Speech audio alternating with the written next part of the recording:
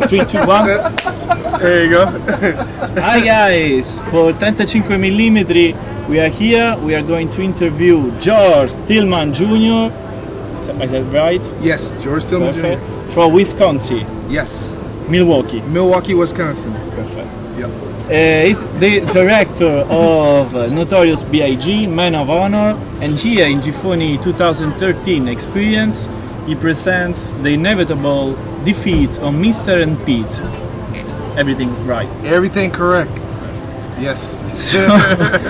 I really loved your movie. Thank you very much. Thank you.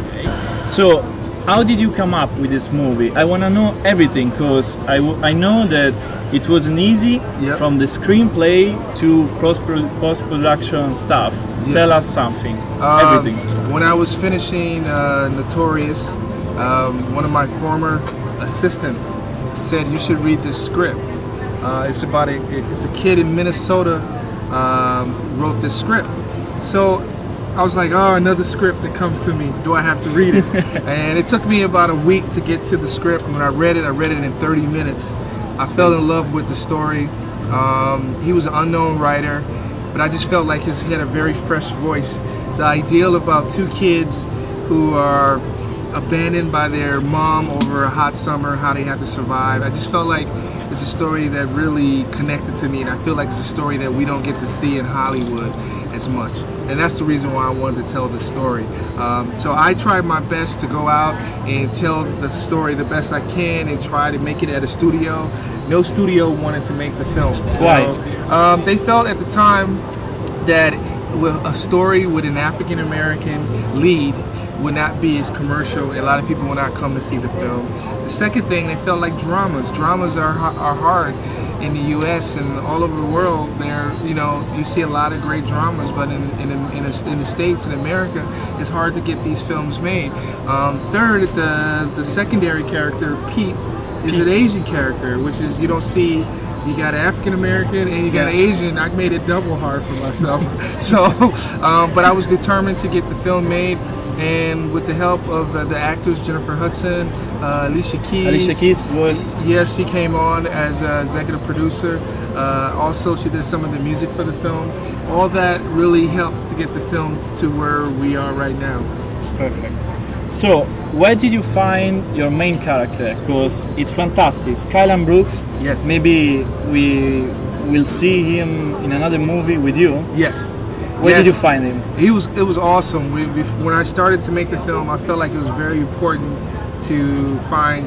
The film cannot work without a great kid. Because the kid is in every scene. He's in 165 scenes. So I went out in 2011 to look for a kid in New York and LA, and I didn't really find the kid right away. And then in Los Angeles, this kid, I saw a short film, and he played a character who was afraid to talk and afraid to have individuals touch him. And I was like, this kid is amazing without any dialogue. So let me bring him in and see if he can deliver the dialogue. And he came in, he was amazing. And that same audition, Ethan Dazan came in on the same day. The Korean. Yes, and they both were there on the same audition, and I put them in the room together. It was pretty amazing. But the movie didn't happen right away. I couldn't get the financing, and I had to wait the following year.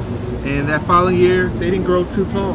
They were still the same height, and I said, these are my guys. These are the guys who I really wanted to make the film, and they did a great job. You think you filmed the reality of Brooklyn? What's the situation in Brooklyn now?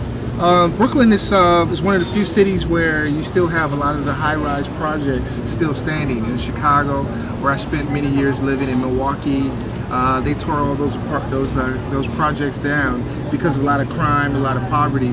But in New York, it's hard to really tear them down because there's no room in New York. So you got 50 of these projects, and these projects you still have a lot of poverty. At the same time, you still have a lot of single parents, and sometimes kids are alone. And it's a constant issue that's going on in the city. And I felt like a lot of people are not aware of this. At the same time, you have a lot of strong community too. And I felt like this is very important. And the Korean character, Pete, no one would imagine that they are in the same projects as sometimes as the African American or the Latin or other neighbors that live in the building. So I felt like it's very important to enlighten the audience that this is still happening. Quick, think positive. Never show any sign of weakness. Always go for the throat. But alone, so hard. Fear, that's the other guy's problem. Nothing you've ever experienced preparing for the unbridled carnage you're about to witness. Super Bowl, World Series, they don't know what pressure is. And in this building's either kill or be killed.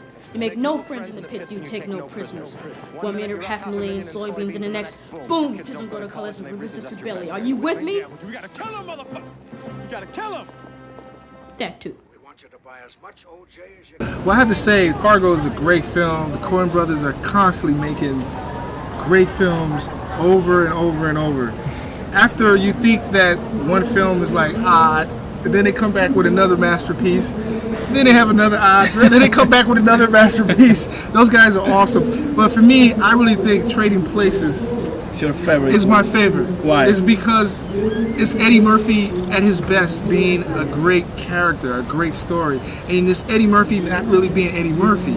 Also, what I love what the film is saying in that particular scene, Eddie Murphy and the character is saying, "Don't fight, don't give up, keep standing." Like It's Pete us and against me. the world, and that is the scene that is mean to the movie, and that's why I left the film. Do we have to pay for our father's fault?